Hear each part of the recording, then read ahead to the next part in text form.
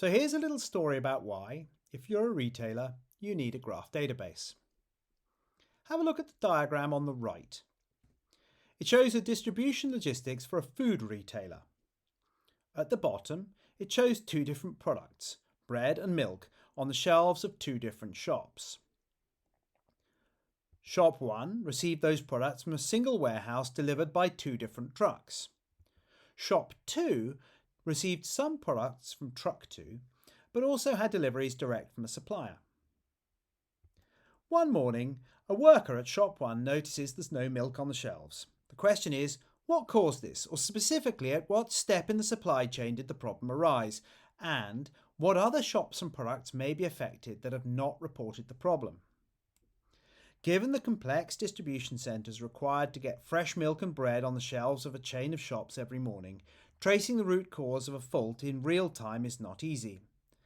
But it's not that hard for a graph database. The graph would start with the product where the fault has been reported and follow the link upwards until it finds an error. Depending upon where the fault has occurred, will determine how many products are affected. For example, if the fault is at Shop 1, then only the bread in Shop 1 needs to be checked. Similarly, if there was a mistake loading up Truck 1, then again, only Shop 1 will be affected and only bread needs to be checked. But if the error is in Truck 2, then you'll need to contact Shop 2 in order to check whether the milk has been delivered there. And in this case, the fault cannot be at the supplier because it is not upstream of Shop 1. This really is an easy use case for a graph. The same cannot be said for a conventional database. Have a look at the tables on the left. You have a table for products in inventory, a table describing the distribution logistics. It's actually exactly the same information, but you had to look pretty hard at it to work that out. To trace through this chain, for every link on the right, you have to code a table join on the left. So you'd start in the product database and identify that the product is reported in Shop 1.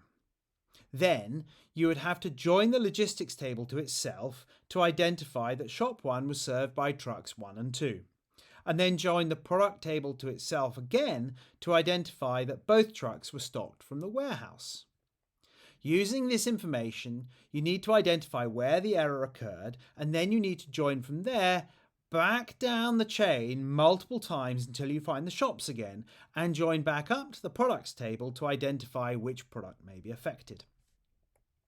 That's a lot of query code, and this is in the super simple case with only two tables, very little data, and crucially, you know in advance that the distribution routes are basically the same for both shops. Products go from warehouse to truck to shop. But what if, while some products are delivered by truck, others are couriered direct from the manufacturer, or some shops are supplied from a long chain of distribution centres, but others are supplied from one large truck that comes from a central warehouse? Because each case has a different number of steps, each case would require a separate set of joins. You'd need to run them all and combine the results in order to ensure that you're checking every route. But even if you have the time to write the queries, the time to run them will be prohibitive. It's no wonder that without graph databases, fixing stockouts can be a real problem for retailers. So there you go.